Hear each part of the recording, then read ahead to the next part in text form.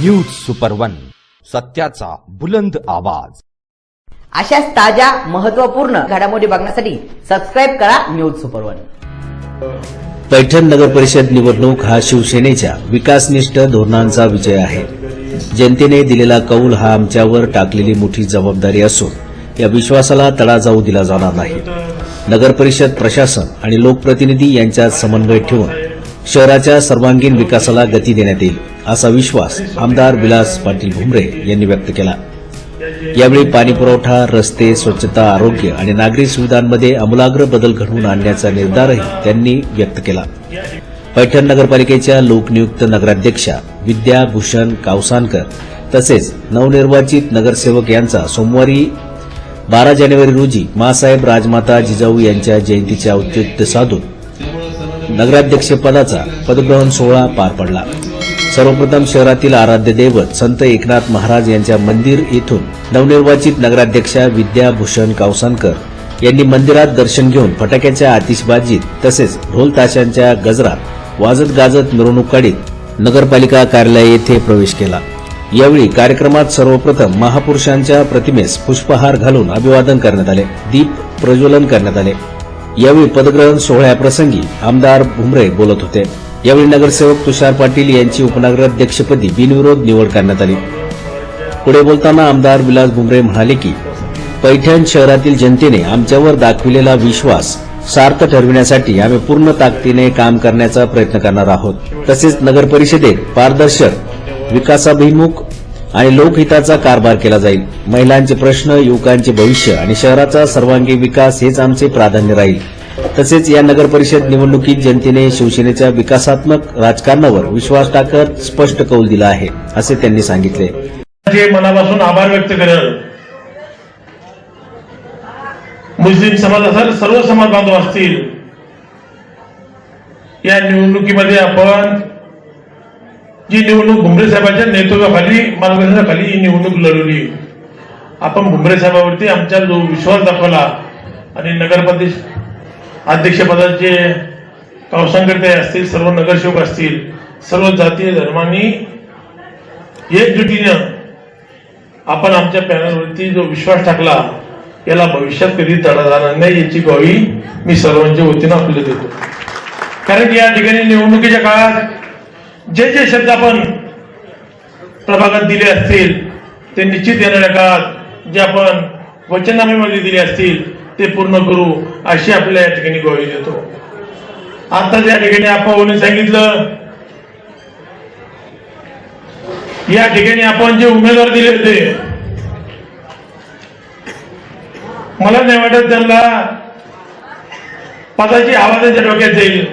कारण की आपण जे उमेदवार दिले होते हे जनतेमध्ये दिले होते आणि निश्चित येणाऱ्या काळात या पैठणच्या विकासासाठी आपल्याला सर्वांना सोबत घेऊन या शहरामध्ये आपण काम करणार आहोत। या ठिकाणी राष्ट्रवादी काँग्रेसचे असतील, काँग्रेस असेल, उबाटा असेल, बीजेपीचे असतील, जे जे नगरसेवक आहे, कारण की निवडणूक ही निवडणूक काळात असते, पण एकदा निवडणूक झाल्यानंतर या शहरामध्ये आपल्याला सर्वांना सोबत एकत्र मिळून या शहरामध्ये काम करायचे। त्यामुळे सर्वांना सोबत घेऊन आम्ही काम करू, त्याची काळजी कोणी करू नका। आज या ठिकाणी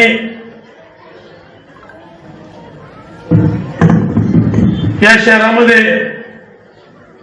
अनेक कामं भुमरे साहेबांच्या नेतृत्वाखाली, मार्गदर्शनाखाली झालेली। आपण निवडणुकीच्या काळात आपण कुठले कुठले कामं केले, कुठले कामं हाती घेतलेले याचा लेखाजोखा या जनतेसमोर ठेवलाय।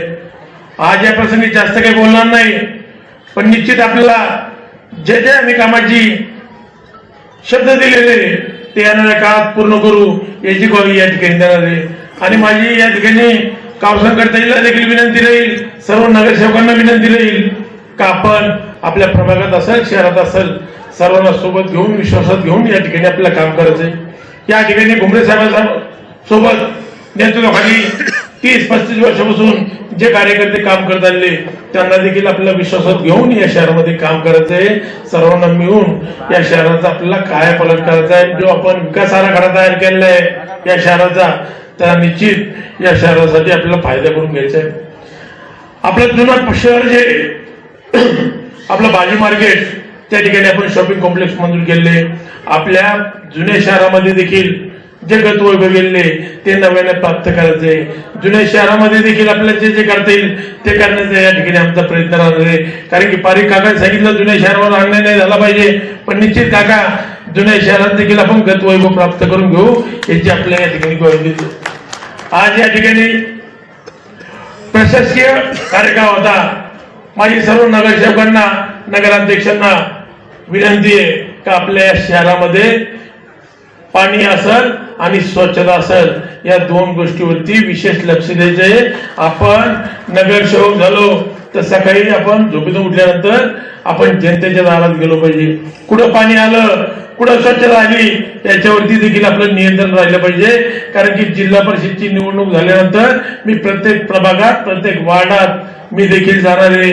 आपला नगरसेवक काम करतोय का नाही करत, का जनतेच्या कुठल्या तक्रारी येत्या याच्यात देखील माझा त्या ठिकाणी नियंत्रण आहे. पण आज या प्रसंगी जास्त काही बोलणार नाही कारण की आपली 12ची वेळ होती, यायला उशीर झाला. त्याबद्दल मी सर्वांची दिलगिरी व्यक्त करतो. आणि या ठिकाणी छत्रपती संभाजीनगरची महानगरपालिकेची निवडणूक चालू आहे.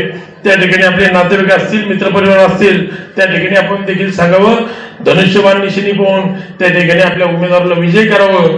त्या ठिकाणी देखील आपण प्रत्यक्ष अप्रत्यक्ष जाऊन आपल्या उमेदवाराचा प्रचार करावा ही आपल्या या ठिकाणी विनंती करतो.